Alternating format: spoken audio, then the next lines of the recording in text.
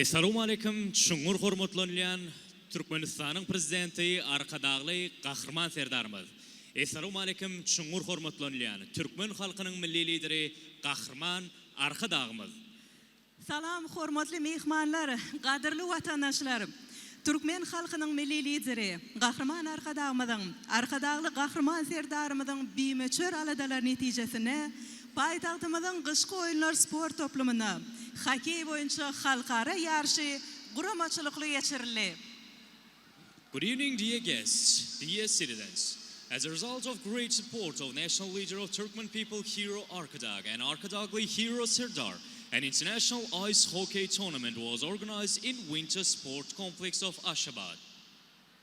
Hokey boyunca halkara yarışı Türkmen sportunu ve olimpik hareketini ösürmekte, bu uğurda halkara hizmetdaşlığını pultolandırmakta mühim ehemmiyete ega oldu. The International Ice Hockey Tournament played an important role in the development of Turkmen sport and the Olympic movement and in strengthening international cooperation in this field. Hormatly mehmanlar, qadrli vatandaşlarım.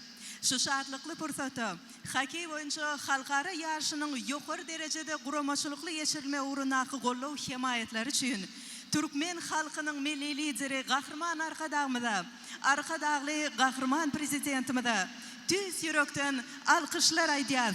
Milli liderimiz Kahraman Arkadağlı Kahraman Serdarımıza can sağlık, uzak ömür, il yurt bəxvetli beyik işlerine ul üstünlükleri arzu ediyoruz.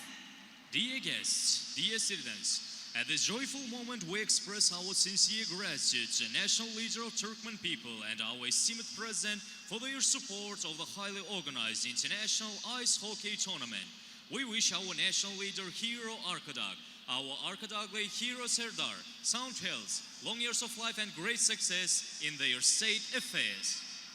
Hormatly vatandaşlar, qadrli mehmanlar. Davaramızın başını Ashgabat şehrine yuqori quramaçılıqlı geçirilen hokey boyunca halkara yarışı varada tayarlanan video şeklini tomaşa edelim. Dear citizens, dear guests, before starting our event, let's watch a video about the highly organized international ice hockey tournament in Ashgabat.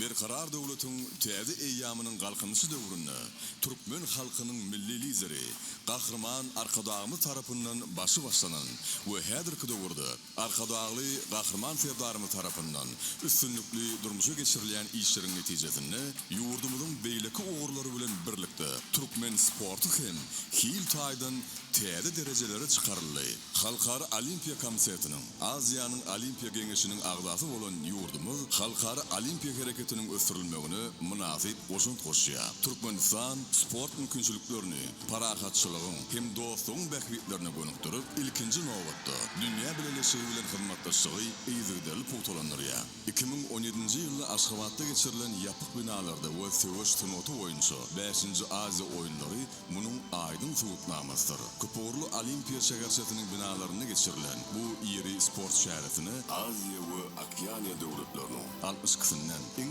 ezber turganlaryň 5.000'dan gowra gatnaşdy. 2018-nji ýylda Türkmenistanyň gadymy beýik ýüpek ýolunyň ugur boýunça Amul Hadar 2018 halkara avtoralisi agyr atletika boýunça dünýä çempionaty üstünlükli geçirildi. 2023-nji ýylda Türkmenistanyň paýtagty Ashgabat şäherine ilkinji edep kuraş boýunça dünýä çempionaty geçirilip, onun quramaçylygy degişli halkara federasiýasynyň iň ýokary bahasyna münasip boldy. Soňky ýyllarda Türkmenistanyň hokkeýiň okgunly ösüşi Türkmen halkynyň milli lideri Kahraman Arkadağymyzyň tagallalary bilen berk baglanşyklydyr.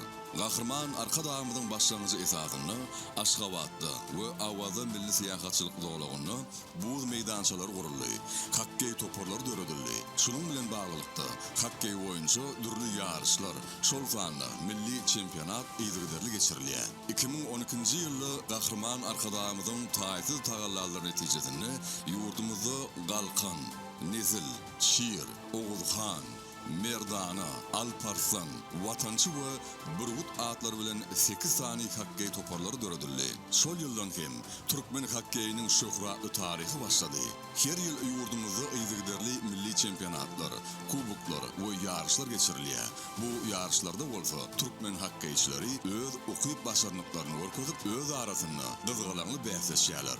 Hokkey oýunçy Türkmenistanyň prezidentiniň kubogy ugrundaky ilkinji milli bäsleşik 2012-nji ýylda geçirildi. Şondan soňky ýyl bu ýarış halkara derejesine eýe boldy. 2015-nji ýyldan bolsa ýurdun sport ýarışlarynyň senenamasyny ýeni bir bäsleşik Türkmenistanyň döwlet baýdagynyň bayramyna bagyşlanan hokkey ýarışy girdildi. Elbette, tarihin gatyna altın harflar bilen ýazylan tarihi wakalary ser salanymyza, Gahrman arka dağımyzyň sportun gysy görünüşi bolan hokkey oýunçy toparlaryň ýurdumyzda kemala gelmegine, hemde olaryň halkara ýarışlaryny ýokary netijeler gazanmagyny, ägurt uly tagallatynyň bardygyny şöhratly video ýalgylar hem aýdymlygy bilen şaýatlyk edýär. Gahrman arka dağımyzyň her bir türkmen ýaşlary üçin nusha alarlyk ustatlyk mekdebi münasip dowam edýär. Şol ýyllarda Gahrman arka dağımyzyň agtygy Keremoğlu'nyň hem buz meydançasyna çykyp öz ustatlygyny görkezenligini hem bellemelidir.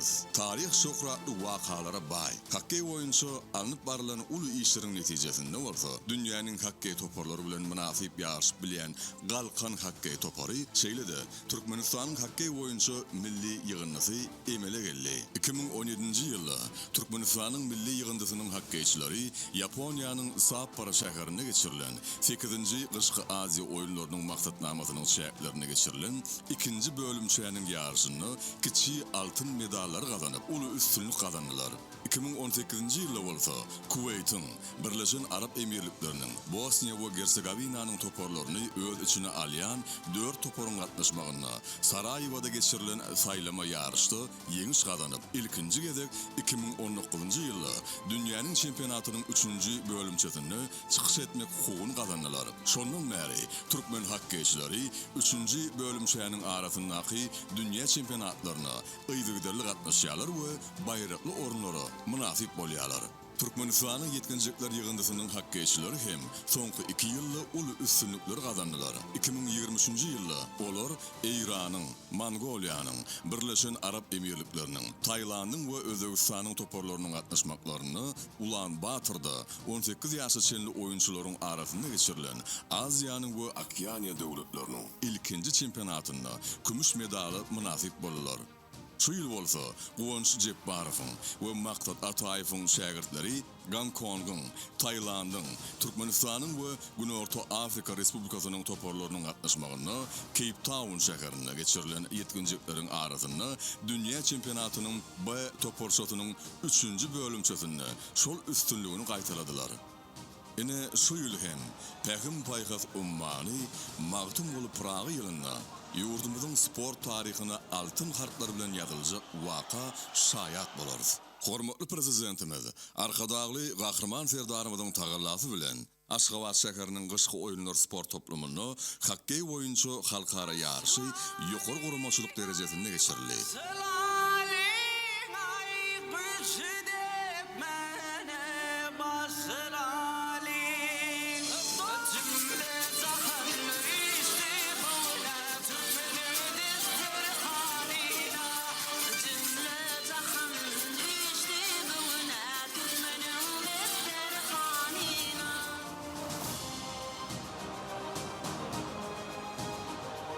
Türkmenistan sportun durly görünüşleri boýunça halkara ýarışlarynyň geçirilýän merkezi bolmak bilen sportun gyşky oýunlary görünüşi bolan hokkey boýunça halkara ýarış hem üstünlikli geçirildi.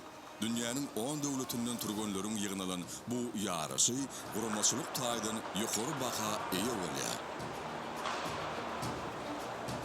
Şeýle-de türkmen hakkeçileri görkezýän üstünlükleri bilen sportun bu ugur boýunça ýokary netijeler gazanmakda ägirt ýokary mümkinçilikleriň bardygyny aýdyn açyp görkezýär.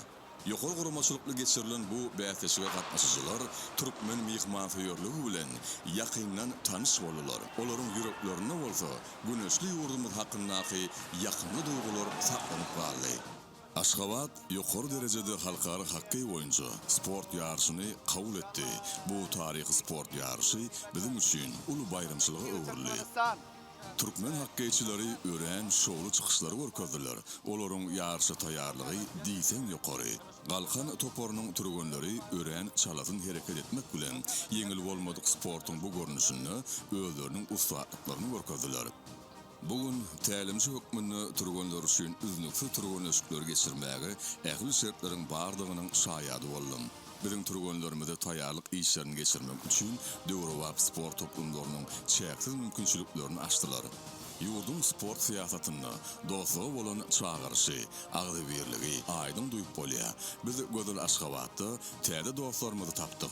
Hakky boýunça halkara ýarşynyň Döwrewap gyşky oýunlar sport toplumyny ýokary guramaçylykly geçirilmegi Türkmenistanyň halkara sport awraýyny hassa belende göterjekdigine, şeýle hem sportyň hakky görnüşiniň ösmegine uly goşan goşjakdygyny ananýar.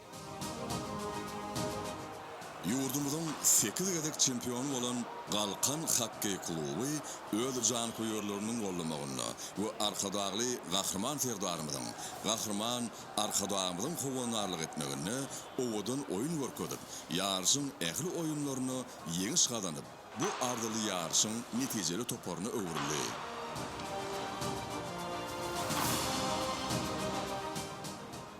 Goý türkmen sportynyň şöhraty dünýä ýaňsarsyn. Gahrman arkadagymyzyň, arkadagly gahrman serdarymyzyň jany sag bolsun. Işleri hemişe rowaj alsyn.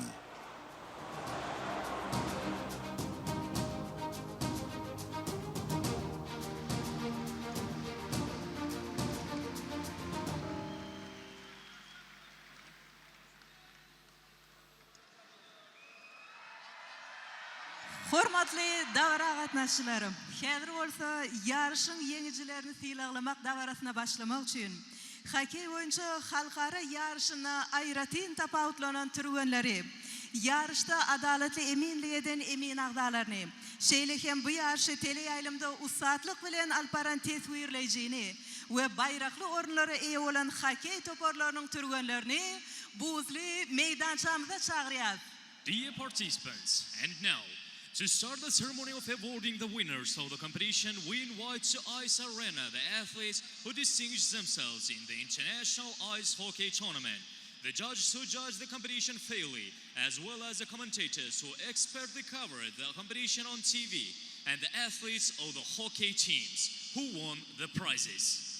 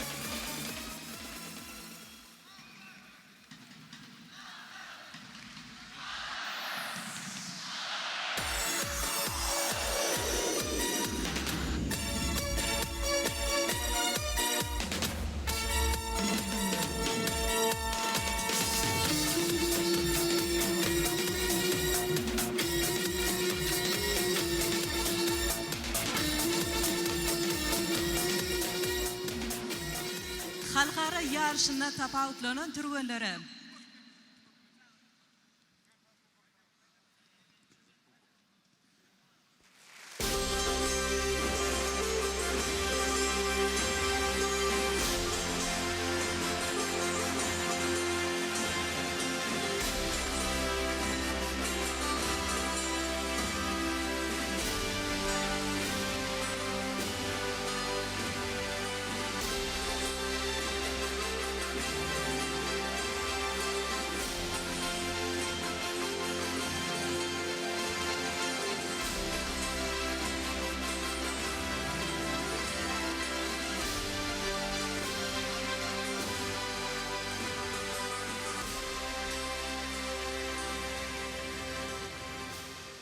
Halkara yarışına tapavutlanan türgünleri, emin ağdalarına, hokey boyunca doğuşukları ustadlık bilen alparan tesvirleyeceğim.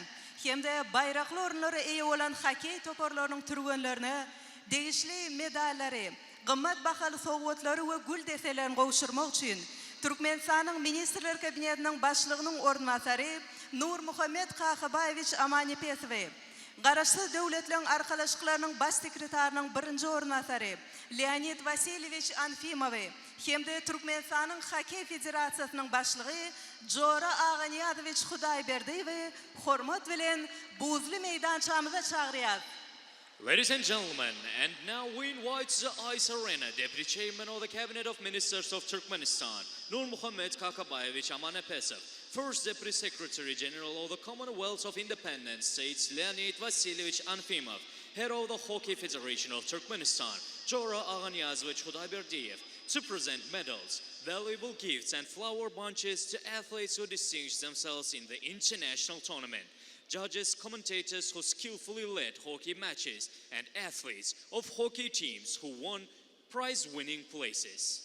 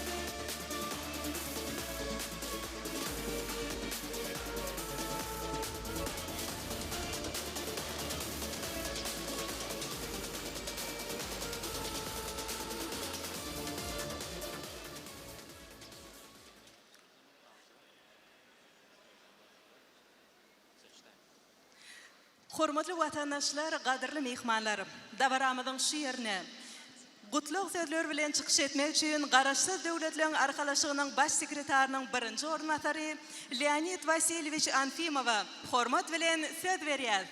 Dear citizens, dear guests, respectfully invite Leonid Vasilyevich Anfimov, First Deputy Secretary General of the Commonwealth of Independent States, to deliver congratulatory speech. Спасибо. Дорогие друзья, все мы находимся под впечатлением только что успешно завершившегося международного турнира по хоккею с шайбой в городе Ашхабаде. Турнир подарил нам незабываемые эмоции от ледовых сражений хоккейных команд, представленных на сегодняшнем спортивном празднике. Спорт еще раз показал, что не существует преград и препятствий между народами и странами. Спортсмены, хоккеисты из разных уголков Евразийского континента встретились в честной и дружественной обстановке и провели в столице Туркменистана яркий и запоминающийся турнир. Позвольте выразить признательность от исполнительного комитета СНГ лидеру туркменского народа, председателю Халк Маслахаты Гурбангулы Мялик-Гулыевичу Бердымухамедову за важнейшие для развития туркменского спорта инициативы, и не только туркменского, но и всего СНГ, которые ныне успешно реализуются президентом Туркменистана Сердаром Гурбангулыевичем Бердымухамедовым. Особые слова благодарности за проведение на высоком организационном уровне международного турнира по хоккею с шайбой хочется выразить Сердару Гурбангулыевичу. Благодаря воле президента в Ашхабаде состоялся такой замечательный спортивный праздник, внесший достойный вклад Туркменистана в мировое спортивное движение. Наряду со спортивными задачами турнир преследовал цели дальнейшего укрепления дружбы и братства, добрососедства между народами, активного утверждения в обществе принципов здорового образа жизни, широкого привлечения подрастающего поколения к занятию спортом. Мы всецело приветствуем такое соединение разноплановых задач и целей про проведение спортивных мероприятий. Надеюсь, что и в дальнейшем пример данного турнира позволит Содружеству независимых государств реализовать много подобных спортивных соревнований. Хочу поблагодарить всех, кто внес свой вклад в проведение международного турнира по хоккею с шайбой, организаторов за высокий уровень подготовки и проведения мероприятия, теплый прием и традиционное туркменское гостеприимство, спортивных арбитров за честное и непредвзятое судейство. И, конечно, всех игроков, которые мужественно и самоотверженно боролись за каждую шайбу, каждую результативную передачу и успех своей команды в турнире. Также огромное спасибо всем болельщикам, чья поддержка была очень необходима участникам соревнований и создавала невероятную атмосферу спортивных матчей. Дорогие друзья, турнир завершен, его итоги и впечатления еще долго будут нам всем напоминать об этом хорошем времени, проведенном в славном городе Ашхабаде. Я уверен, что сегодня мы прощаемся с мыслью о встрече в следующем году на гостеприимной туркменской земле, чтобы снова оспорить первенство в очередном международном турнире по хоккею с шайбой. И не в порядке дежурного реверанса, вежливости в адрес принимающей стороны. Мои слова обращены прежде всего к молодому поколению. Государство создало вам все необходимые условия для гармоничного развития личности. Прекрасная спортивная инфраструктура, неограниченные возможности для занятия практически всеми видами спорта, возможность самореализоваться и найти себя в этой непростой, порой ухабистой жизни. Цените это. И если бы мне сегодня задали вопрос, кого бы я, исходя из созданного спортивного потенциала, отеческого отношения руководства Туркменистана к развитию спорта, назвал бы претендентом на звание спортивной столицы СНГ, не кривя душой ответил бы Ашхабад. И пусть это будет так. До новых встреч, дорогие участники и гости турнира. Спасибо.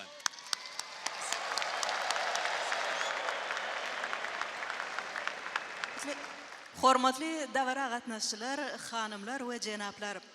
Davaramızı hockey boyunca halkara yarışına ayratin tapavutlanan türgönleri. Yarışın tesvirleyicisini hem de bu yarışta eminlik eden emin ağzalarını silahlamak bilen davaramızı başlayat.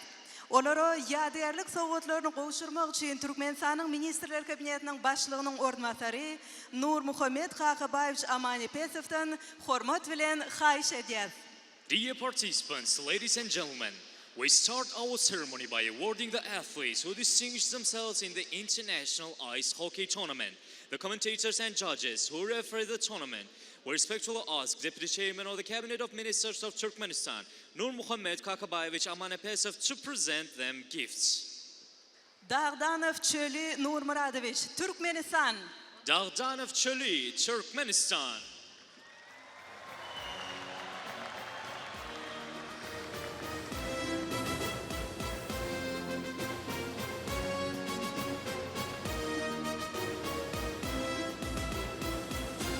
Jebbarov Guvanchmurat Oradovich, Turkmenistan. Jebbarov Guvanchmurat, Turkmenistan.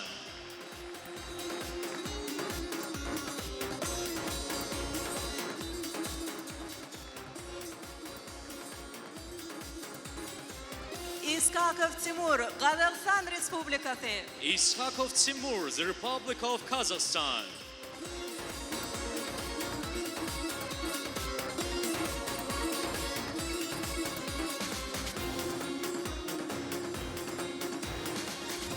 Atayev Maksat Oradmuradovich, Turkmenistan. Atayev Maksat, Turkmenistan.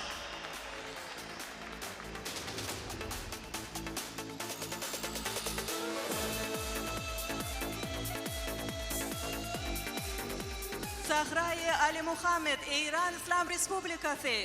Sahraye Ali Muhammad, the Islamic Republic of Iran. Karayev Resul Gurbanmuradovich, Turkmenistan. Karayev Resul, Turkmenistan.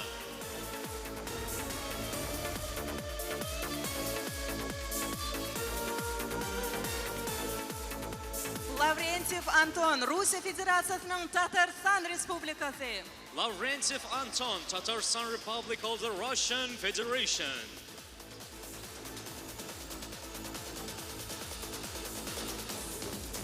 Kuliyev Meylis Bashimovich, Turkmenistan. Kuliyev Meylis, Turkmenistan.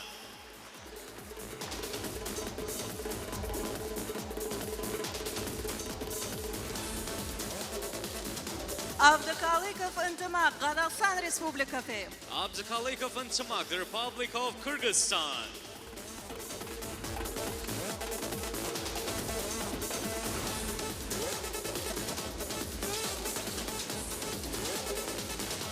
Bashimov Azatgeli Allamuradovich, Turkmenistan. Bashimov Azatgeldi, Turkmenistan.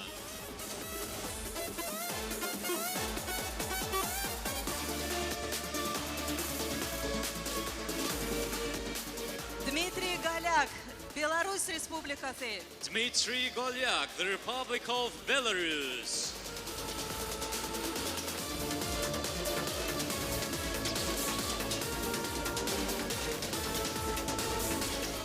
Martinenko Timur Olegovich, Turkmenistan. Martinenko Timur, Turkmenistan.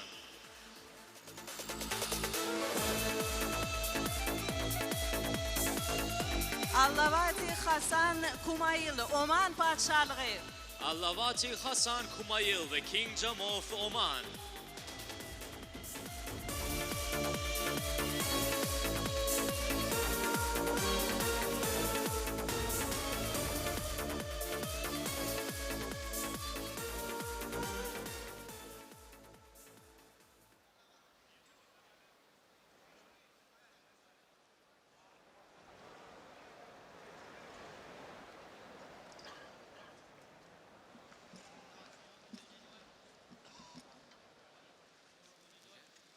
Test. Okay. I feel myself very lucky to be participating and judging in this wonderful tournament competition held in this competition of the Turkmenistan Ashgabat. This international hockey tournament has literally become the rest of the sport federation. Sport has the luckiest, powerful, and create friendly and further relation and majority and understanding between the people in the nation. National and community with this policy of the nearly Turkmenistan has a great and great responsible of this world and making the invisible tournament. The powerful of this world place and the activity of this friendly become the most between all the participated happen in this tournament. By the Turkmenistan, the spirit of the friendship and border of the such as higher level in this clear, mature of this happening. In conclusion, especially I want to thank the government of the Turkmenistan, Bardaf Muhammadov, Sarbaf Muhammadov, and the champion of the leadership, Majalik Bardaf government of the organization of this tournament. I wish Turkmenistan a lucky sport in the tournament. Thank you.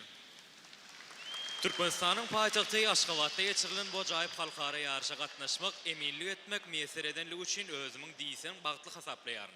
Hakey oyuncu geçirilen bu halkara yarışı sözün doğru manisinde hakiki sport bayramçılığına uğurluyor. Sport adamların, milletlerin, yurtların arasında dostluq, qatnaşıqlarını özara düşünüşmegi dörüdüyen təsirin gücü iyidir.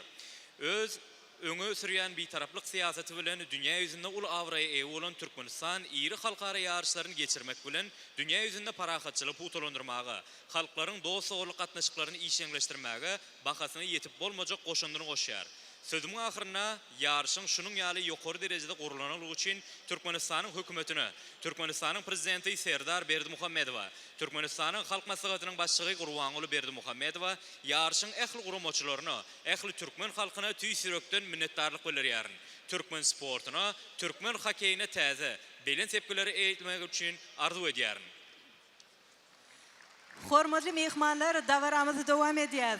Iň ökte hüjümçi derejesinde Rusiya Federatsiýasynyň Tatarstan Respublikasynyň Adihik Kazan hokey klubynyň türgeni Aydar Miftakhov syýlaglanýar. Ladies and gentlemen, we continue our awarding ceremony. The award, the best striker, is given to Aydar Miftakhov from Adihik Kazan Hockey Club of the Republic of Tatarstan of Russian Federation.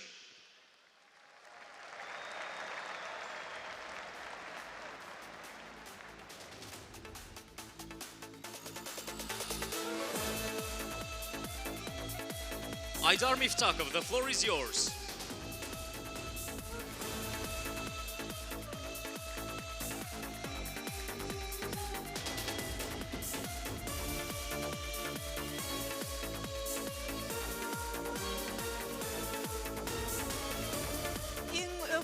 Gorokçy derejesinde Türkmenistanyň Galkan hokey klubynyň türgeni Musa Annasaparov syýlaglanýar.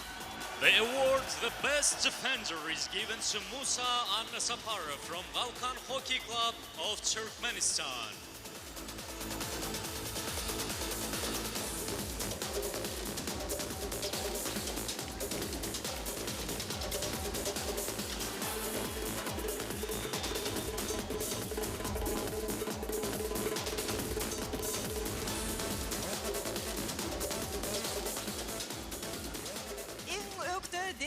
Derejesine Belarus Respublikasynyň Valat hokey klubynyň türgeni Lagun Yaroslav syýlaglanýar. The award, the best goalkeeper, is given to Lagun Yaroslav from Valat Hockey Club of the Republic of Belarus.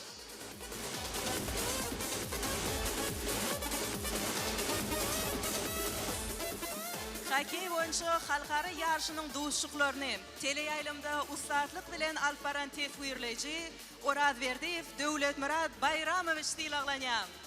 A professional television commentator of international hockey tournament, Orazverdiyev Döwletmurad, is awarded with gifts.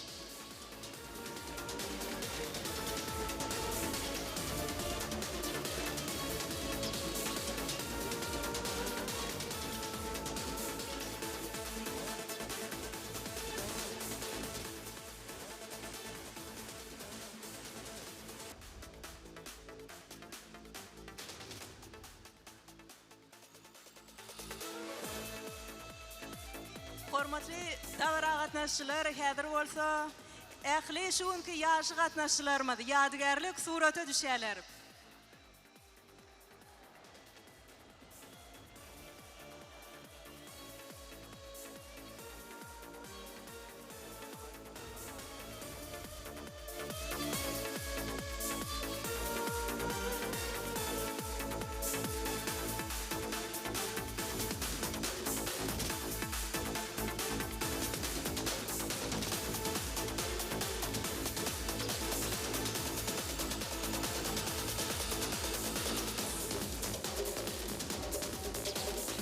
Hanımlar we jenaplar, davaramyzyň şeýerini 2024-nji ýylyň 15-nji 20-nji aprel aralygyna Aşgabat şäherine geçirilen hokey boýunça halkara ýarşyna baýrakly orunlary ýelen hokey toporlaryny sylaklamak pursaty geldi. Dear participants, ladies and gentlemen, at this moment of the ceremony, the time has come to award the hockey teams who took the prize-winning places in the international ice hockey tournament held in Ashgabat from April 15 to 20, 2024. Bu ýarşda 3-nji orny ele 1-nji medalya nasip bolan Belarus Respublikasynyň Valad hokey toporunyň turganlary sylaklanyar. Turganlary medallary, ýadygärlik sowgatlary hemde gül deselerini Türkmenistanyň hokey federasiýasynyň başlygy Jora Aganyazowich Hudaýberdiýew howşurýar. The athletes of Volod Hockey Club of the Republic of Belarus who took the third place and won bronze medals in this tournament are awarded. Medals, souvenirs and flowers are presented to the participants by head of the Hockey Federation of Turkmenistan, Jora Aganyazowich Hudaýberdiýew. Volod team, the floor is yours. Please.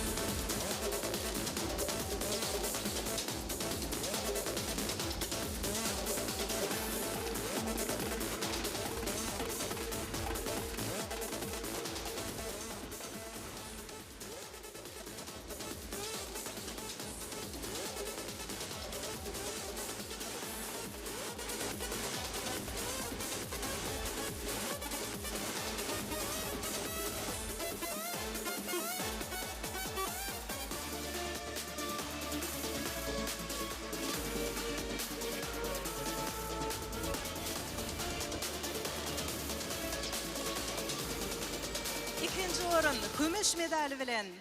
Rusya Federatsiyasының Tatarstan Respublikasының Adixi Kazan хоккей топорының түргенлері сыйлағлanya.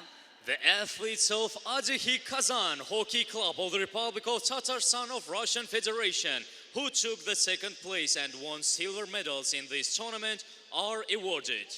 Түргенлері медаллары, ядыгарлық соғытлары хемді гүл дестелеріне, Қарашы дәулетлің арқалашқыларының баш секретарының бірінші орынбасары Леонид Васильевич Анфимов қаушыря. Medals, souvenirs, and flowers are presented to the participants by First Deputy Secretary General of the Commonwealth of Independent States, Leonid Vasilievich Anfimov.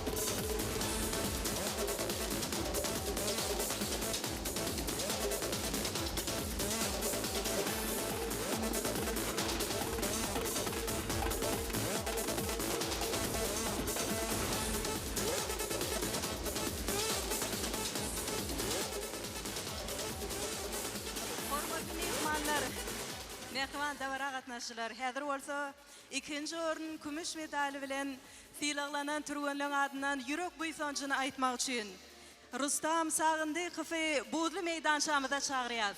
Ladies and gentlemen, now we give the floor to Pavel Karaluka to express his heart feelings. Bismillah. Всем ассаламу алейкум.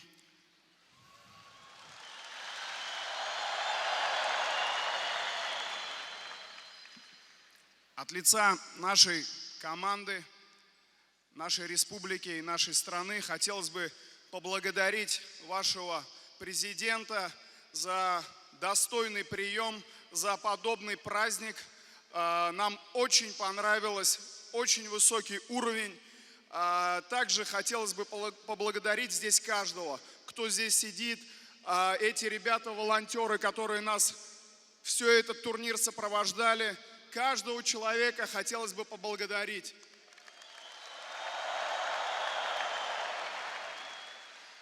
Хотелось бы, чтобы этот турнир не останавливался, и с каждым годом приезжало больше участников, и этот турнир стал традиционным, чтобы этот турнир объединял наши страны братские, популяризировал спорт не только в вашей стране, а и в каждой из наших участников.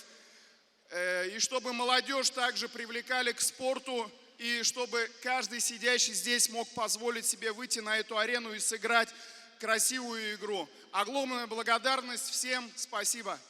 Ассаляму алейкум.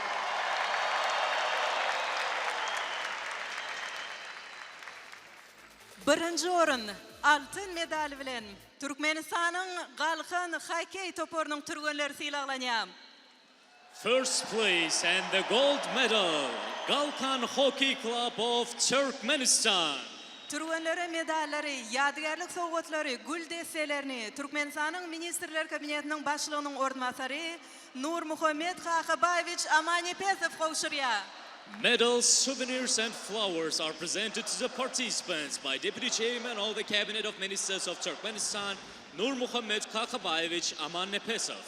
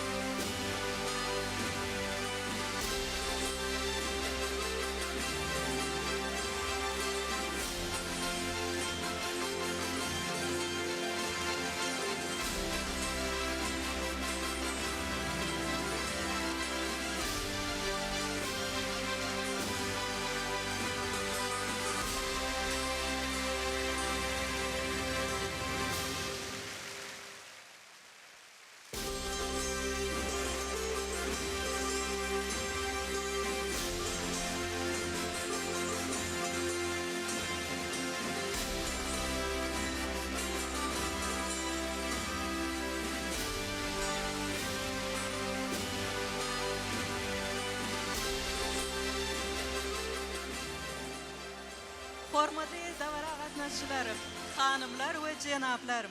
Häzir bolsa birinci orun altın medali münasip bolan Türkmenistan'ın galkın hokey toporuna halkara yarışının naybaşı bayrağı yarışın kubogu gowşurlya.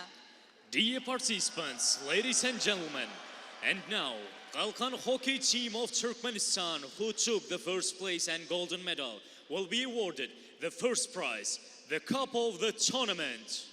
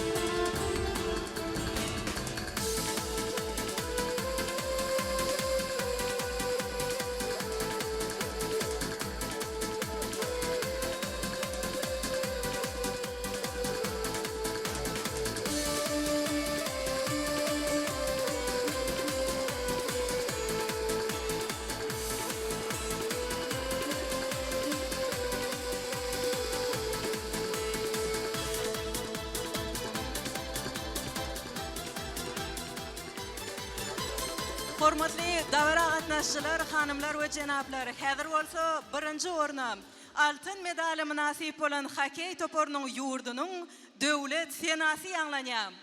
Dear participants, ladies and gentlemen, the national anthem of the country of the gold medal winning hockey team sounds at this moment.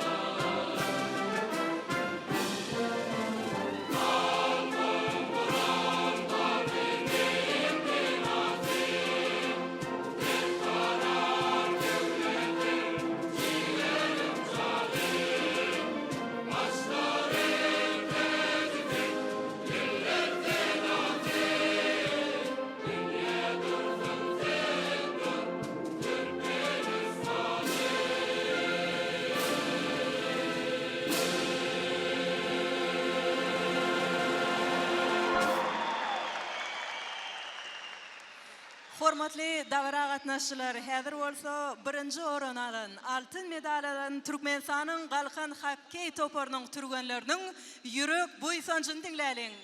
Ladies and gentlemen, now we give the floor to the hockey player of Khadir of Dawlat to express his heart feelings.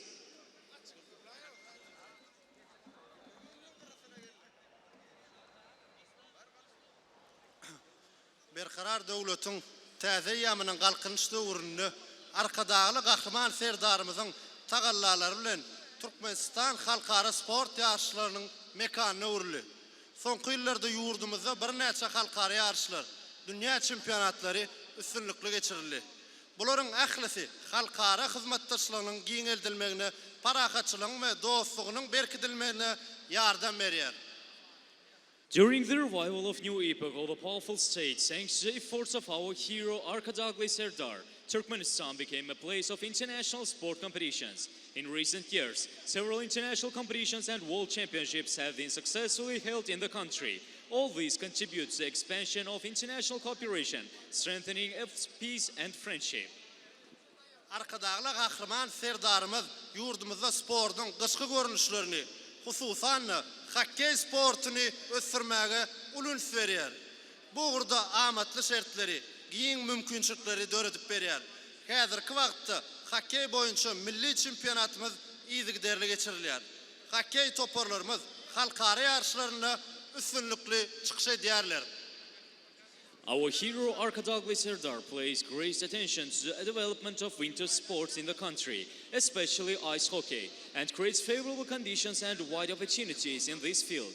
Currently, our national hockey championship is regularly held. Our hockey teams successfully participate in international competitions. Bugünkü günde hockey boýunça halkara ýarşyň geçirilmegi hem diýarymyzda sportyň hockey görnüşiniň ösdürilmegine uly itergi berýär. Biz hem galkan hockey toporunyň türgenleri bolup, fazlaşykly oýnumyz bilen halkara ýarşyň çempion bolmagy başardyk. Munyň özü arkadagly gahrman serdarymyzyň, gahrman arkadagymyzyň döredip berýän mümkinçilikleriniň miwesidir. Today, the holding of the International Ice Hockey Tournament also gives a great impetus to the development of ice hockey in our country. We are also athletes of Galkan hockey team, and we managed to become the champions of the international tournament with our Harmons game. This is the result of the opportunities created by our hero Arkadag and Arkadaglı hero Serdar. Yurdumuzun sport avrayını yoxorlandırmak, Türkmen sportun dünya tanıtmak bavatda ahli şertleri, mümkünçülükleri döretip beriyen Arkadaglı Kahraman Serdarımızın hem de Türkmen halkının milli lideri Kahraman Arkadagımızın canları sağ, ömürleri uzak olsun.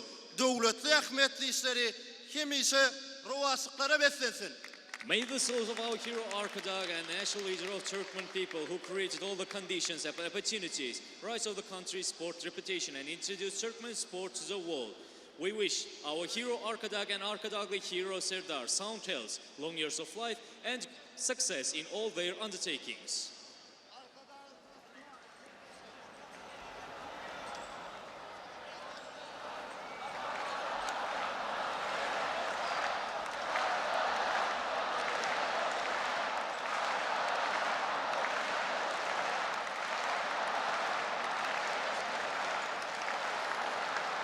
Hormatly vatandaşlar, qadrli mehmonlar.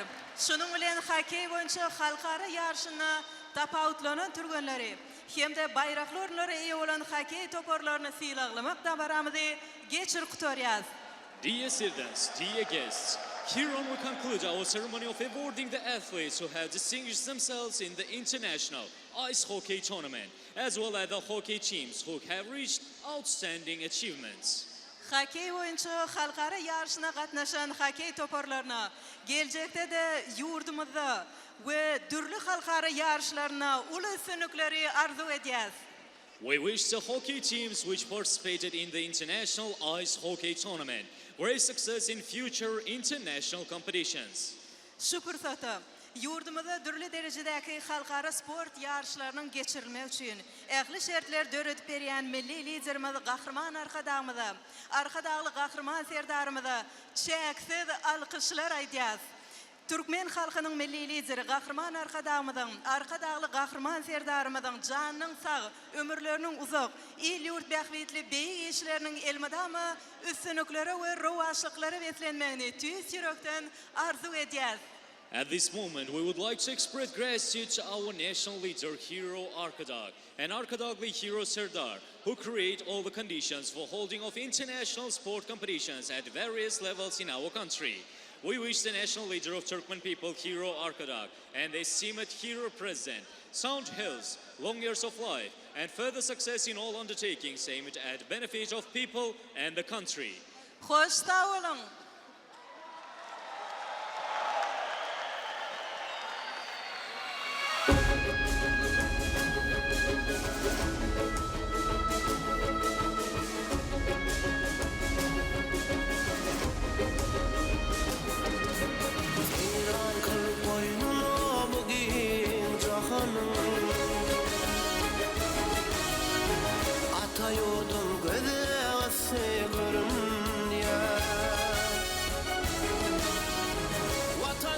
Vatanım yedi vatanım, cemalın hakkını sürdürüyor. Kahraman Arkadaglı Serdarım, senin bilen devletli devranıdır diyarım. Kahraman Arkadaglı Serdarım, senin bilen devletli devranıdır diyarı. Yağları yaraşıp gıyları dirma.